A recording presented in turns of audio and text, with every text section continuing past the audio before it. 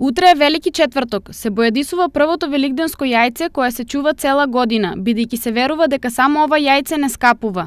Пред изгрејсонце домаќинките ги бојат првите 3 црвени јајца. За да се продолжи традицијата и да се зачуваат обичаите на природно бојадисување великденски јајца, денес Штипскиот музеј организира работилница со цел да се пренесе традицијата на најмладите генерации. Музејот Штип реши да организира една манифестација во која што постари баби од ќе ги едуцираат децата на начин како се јајцата вапцале во минатото и тоа традиционално, на традиционален начин со природни бои. Токму тоа е и целта на децата да се запознаат со овој начин на вапцање на јајцата и секако да го практикуваат понатаму. Старите домаќинки до детал ја објаснија постапката за бојадисување јајца. У четврток нас се бале ние од 4 сата вапцувам.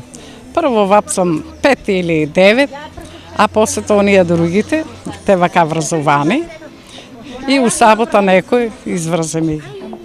И вапцам си по 90 јајца. Јајцето врзе се, те еве се детелинки, па ќе ставаме со спањак. Ќе вапцуваме, има и моркове, па ќе видиме какви ќе испаднат. Тоа е природно.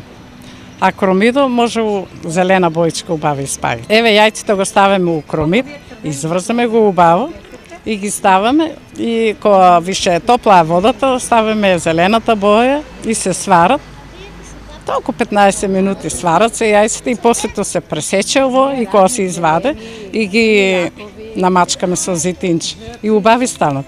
За дечињата ова беше ново искуство. Ние денес научивме како на традиционален начин се прават јајцата за Великден. Бојадисувањето на великденските јајца на Велики четврток е традиција стара колку што е старо и христијанството. Освен во четврток, јајца се бојадисуваат и во сабота. Останатите јајца се бојадисуваат во различни бои, а се верува дека секоја боја има и своја символика.